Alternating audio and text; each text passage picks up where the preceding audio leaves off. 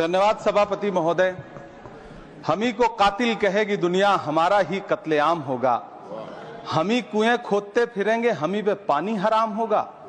सभापति महोदय, सन 1947 में दिल्ली की जामा मस्जिद की तारीखी सीढ़ियों पर खड़े होकर के भारत रत्न मौलाना अबुल कलाम आजाद साहब ने कहा था कि मुसलमानों कहां जा रहे हो, यह है तुम्हारा मुल्क, यहां तुम्हारे आबाओ अजदाद की कब्रें हैं।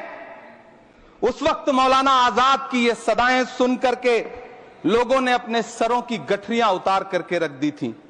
आज उसी दिल्ली में मौजूद देश की संसद में एक बिल आया है जो हमसे उसी जामा मस्जिद की सीढ़ियों के सबूत मांगेगा, जो उन्हीं सीढ़ियों के पास अपनी कब्र में सोए हुए मौलाना आजाद को फिर से कब्र से सदा देनी पड़ेगी कि ये जो कब्र है वो मेरी कब्र है, ये किसी सरकार की जागीर नहीं है। सभापति महोदय, मैं जहां खड़ा हूं इसी संसद भवन के सामने सड़क के उस पार अपनी कब्र में सोए हुए भारत के पूर्व राष्ट्रपति फखरुद्दीन अली अहमद की कब्र है। शायद अब उस कब्र से भी सदाएं आए कि ये कब्र मेरी कब्र है, ये सरकार की जागीर नहीं है। सभापति महोदय, मैं वक्फ कानूनों में किए जा रहे संविधान विरोधी बदलावों के खिलाफ बोलने के लिए खड़ा हुआ हूं। संविधान का आर्टिकल 14 हो, 29 हो, 30 हो, चीख चीख कर कहता है कि देश में सब बराबर के हकदार हैं। आर्टिकल 26 कहता है कि सबको अपने अपने मजहबी कामों के लिए मंदिर, मस्जिद, गिरजाघर, गुरुद्वारों का निर्माण करने का हक है और उसका रखरखाव का भी हक है। लेकिन डॉक्टर बाबा साहब अंबेडकर के संविधान को हर दिन कुचलने वाली ये सरकार देश के मुसलमानों से नफरत में इतनी अंधी हो गई है कि खुलेआम देश की संसद में देश सरकार के माइनॉरिटी मिनिस्टर साहब और होम मिनिस्टर साहब झूठ बोलते हैं और देश को गुमराह करते हैं, झूठ शब्द असत्य बोलते हैं। सरकार ने इस बिल का नाम उम्मीद रखा है। मंत्री जी कल से इसे देश के मुसलमानों के लिए नई उम्मीद बता रहे हैं। नहीं मंत्री जी, न तो यह बिल मुसलमानों के लिए नई उम्मीद है और न ही उम्मीद की नई किरण। सभापति महोदय, भाजपा ने पूरे देश में वक्फ के नाम पर कई सारे झूठ फैलाए हैं। आइए आज उनकी सच्चाई पर बात करते हैं।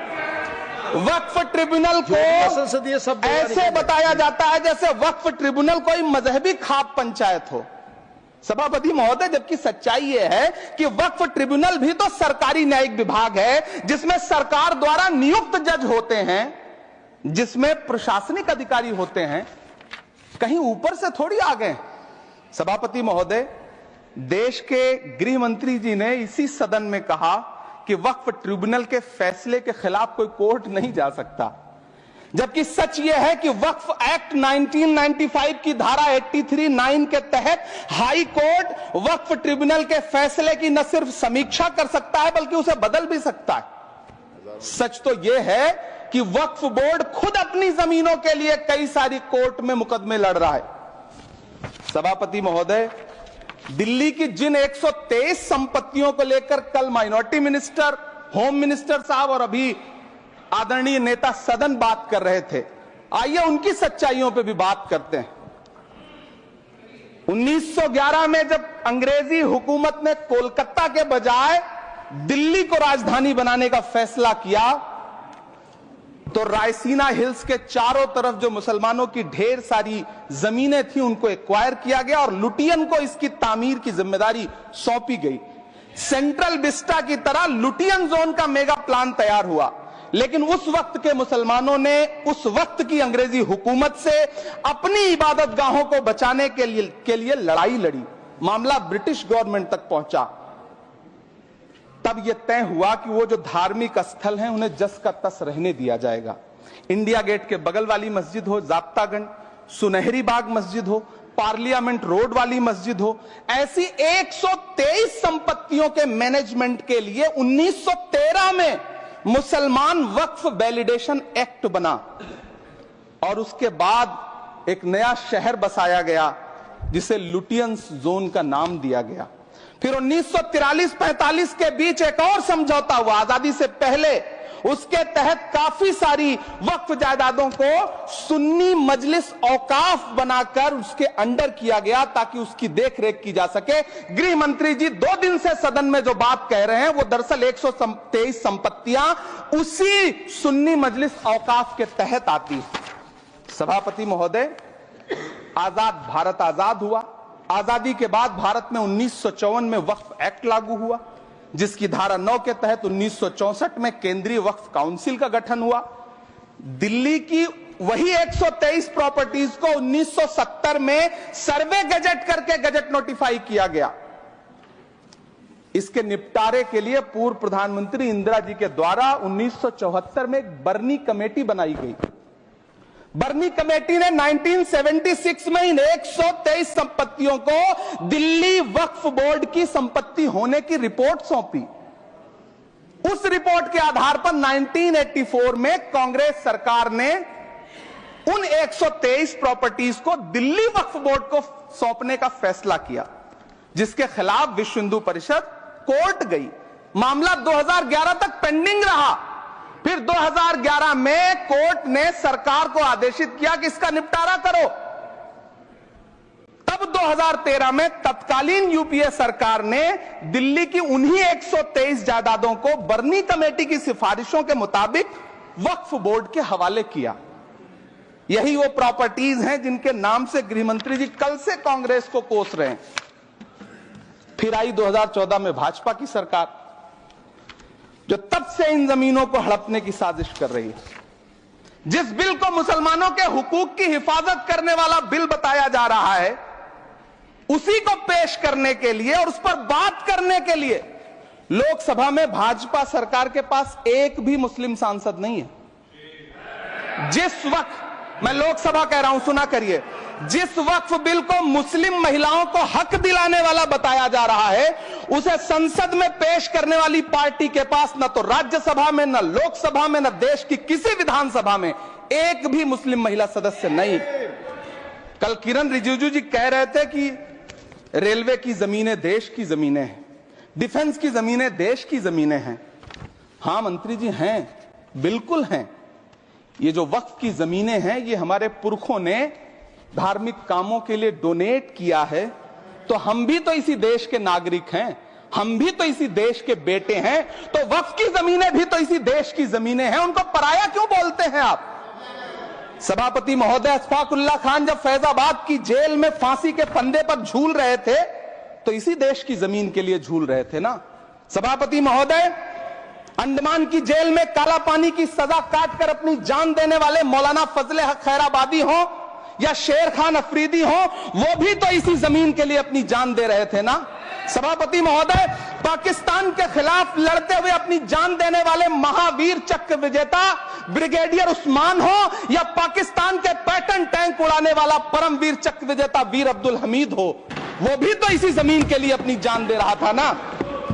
और मंत्री जी, मैं इस सदन में अलल ऐलान ये कहता हूं कि जब भी इस देश की जमीन को लहू की जरूरत होगी, आपसे 2 कदम आगे इमरान खड़ा मिलेगा। ये मैं आपसे यकीन दिलाते हुए कह रहा हूं। सभापति महोदय, मैं सरकार से कहना चाहता हूं, हमसे हमारी इबादत गाहें तो मत छीनिए ना, हमारे घरों पे बुलडोजर तो मत चलाइए ना, हमारी कब्रों में तो हमें सुकून से सोने दीजिए ना।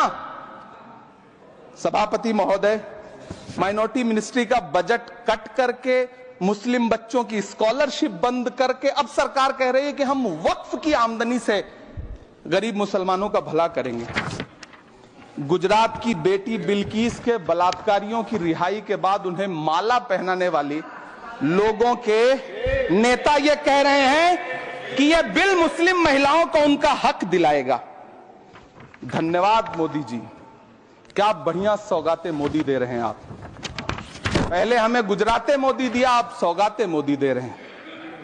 लेकिन यह सरकार इतना याद रखे कि इसी ठसक के साथ देश की संसद में सीए का कानून भी लाया गया था और कहा गया था बड़े बड़े भाषण देकर के कि पड़ोसी देशों से हिंदू भाइयों को ला करके यहां नागरिकता दी जाएगी। लेकिन मैं आपके संज्ञान में लाता हूं सर कि पिछले इतने दिनों में इनसे नागरिकता लेने के लिए 2000 व्यक्ति भी नहीं आए, जबकि इसके उलट इन्हीं की सरकार में पिछले 10 साल में 15 लाख से ज्यादा भारतीयों ने भारत की नागरिकता छोड़ करके दूसरे देश में जाकर के बस गए। यह हुआ उस कानून का अंजाम। सभापति महोदय, इसी तरह की जिद के साथ किसानों के खिलाफ भी कानून लाए गए थे। जिस तरह आज वक्फ के फायदे गिनाए जा रहे हैं, उसी तरह से किसानों को भी कृषि कानूनों के फायदे गिनाए गए थे। लेकिन अंजाम क्या हुआ? 700 किसानों की शहादत लेने के बाद सरकार को अन्नदाता किसानों के सामने घुटने टेकने पड़े और कृषि कानून वापस लेने पड़े। जिल्ले इलाही, जमहूरियत जो है वो नफरत और ठसक से नहीं चलती है, अकड़ से नहीं चलती है। उसमें सबकी हिस्सेदारी जरूरी है। कल देश के माइनॉरिटी मिनिस्टर ने लोकसभा में खड़े होकर एक शेर सुनाया था कि मुझसे कोई बदगुमान न हो, तो मैं उन्हें एक शेर सुनाना चाहता हूं कि मैं आज जद पे हूं तो इतना खुशगुमान न हो, मैं आज जद पे हूं तो इतना खुशगुमान न हो, चराग सबके बुझेंगे हवा किसी की नहीं। नीतीश कुमार जी हो, चंद्रबाबू नायडू जी हो, चिराग पासवान जी हो, जयंत चौधरी जी हो, देवे गौड़ा जी हो, जीतन राम मांझी जी हो, सबको समझना पड़ेगा कि जब जंगल में आग लगती है तो न वो बरगद बचते हैं जो हवा को आंधी में तब्दील करते हैं, न वो बांस बचते हैं जो आपसी रगड़ से चिंगारी पैदा करते हैं। सभापति महोदय, जब देश को मनमोहन सिंह साहब जैसा काबिल प्रधानमंत्री मिलता है तो देश को आरटीआई जैसा एक्ट मिलता है, सेज जैसा एक्ट मिलता है, मनरेगा जैसा एक्ट मिलता है, लिबरलाइजेशन मिलता है, राइट टू एजुकेशन मिलता है, नेशनल फूड सिक्योरिटी एक्ट मिलता है। लेकिन जब देश को सौगातें मोदी मिलती है तो क्या मिलता है? सीए मिलता है, फॉर्म्स लॉ मिलता है, आर्टिकल 370 मिलता है, इलेक्टोरल बॉन्ड जैसा एक्ट मिलता है और वक्फ अमेंडमेंट एक्ट जैसे बिल देश को मिलते हैं। मुझे तो अपने हमवतन भाइयों से पूछना है कि आपको अपने बच्चों की तरक्की, खुशहाली और नौकरी की दरकार है या फिर मुसलमानों की दान की गई जमीनों को लूटकर धन्ना सेठों को देने की साजिश करने वाले कानून की? सभापति महोदय, यह सरकार रात के 3 बजे तक पूरे देश को जगा करके संसद में अपने ही नागरिकों को नीचा दिखाने के लिए वक्फ बिल ला रही थी, तो उधर रात के 1:30 बजे अमेरिका हम पर 26% टैरिफ लगा रहा था। सरकार की प्राथमिकताएं देश को पता। सभापति महोदय, मैं बहुत भावुक हूं आज, और मुझे अच्छा लगा कि आदरणीय नेता सदन जगत प्रकाश नड्डा जी ने बहुत अच्छी बातें भी की, मन से बातें की। क्योंकि उनके नाम में प्रकाश जुड़ा है तो मैं उनमें हमेशा एक रोशनी की किरण देखता हूं।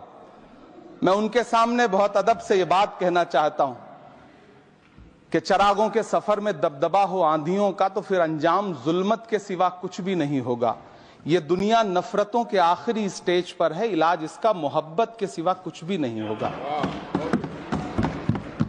मैं भावुक हूं, मेरी पलकें गीली हैं। अगर देश की एक बहुत बड़ी आबादी को लगता है कि आप उसका भला करने के लिए नहीं बल्कि उनकी इबादतगाहों, उनकी कब्रिस्तानों, उनकी खानकाहों को बर्बाद करने का बिल ला रहे हैं, तो फिर आप अगर समझाने में नाकामयाब रहे हैं तो यह आपकी नाकामयाबी है। पहले समझाइए, उसके बाद कोई बिल लेकर के आइए, तब शायद हम आपका इतनी पुरजोर तरीके से विरोध ना करें। लेकिन सभापति महोदय, मैं अंत में सिर्फ इतना कहना चाहता हूं कि इस बिल में जो भी पॉइंट्स दिए गए हैं, बॉम्सी पोर्टल देख लीजिए, सरकार का झूठ आपको पकड़ में आ जाएगा। हम डरे नहीं हैं, हम सिर्फ सरकार से अपील कर रहे हैं कि हमें अपना समझिए। हम आपके अपने हैं, इस देश के नागरिक हैं और आप ताकत में हैं। संख्या बल के आधार पर बिल हो सकता है आप पास करा ले, लेकिन आपको यह बात समझनी पड़ेगी कि हम तो वो तारीख हैं, जहनों में रहना है जिसे कागजी पुर्जे नहीं जो फाड़ डाले जाएंगे। जिस जमीन पर मैं खड़ा हूं यह मेरी पहचान है। आप आंधी हैं तो क्या मुझको उड़ा ले जाएंगे? आपको यह बात समझनी पड़ेगी। आपको अगर इतना विपक्ष की तरफ से पहले जेपीसी में इतने सारे पॉइंट्स आए और उसके बाद कल से लोकसभा में और राज्यसभा में सुझाव आप सुनने को तैयार नहीं है, लोगों की शंका को दूर करने के बारे में आप बिल्कुल सोच नहीं रहे, बस आप कह रहे हैं यह बिल उम्मीद की नई किरण है। नहीं साहब, इसे भले किरण जी लेके आए हैं, लेकिन ये उम्मीद की नहीं बल्कि नाउम्मीदी की किरण है। और इस देश की एक बहुत बड़ी आबादी इस बात से खदशे में है, शक में है कि आप सीधे उनकी जमीनों को लूट करके धन्ना सेठों को बेचना चाहते हैं। मेरी अब भी आपसे अपील है कि इस बिल को वापस लीजिए। यह बिल कहीं से आपके अपने नागरिकों के लिए अच्छा नहीं है। यह बिल सिर्फ इस देश के मुसलमानों को नीचा दिखाने का और अपने एक ऐसे मतदाता वर्ग को खुश करने का बिल है जिनको इस बिल के पास हो जाने से कुछ मिलेगा भी नहीं। लेकिन आप एक नैरेटिव देना चाहते हैं, एक मैसेज देना चाहते हैं। मेरी आपसे अपील है कि कृपया ये जो सबका साथ सबका विकास का नारा है, इस नारे को रत्ती भर तो चरित्रार्थ कर दीजिए। बहुत बहुत धन्यवाद।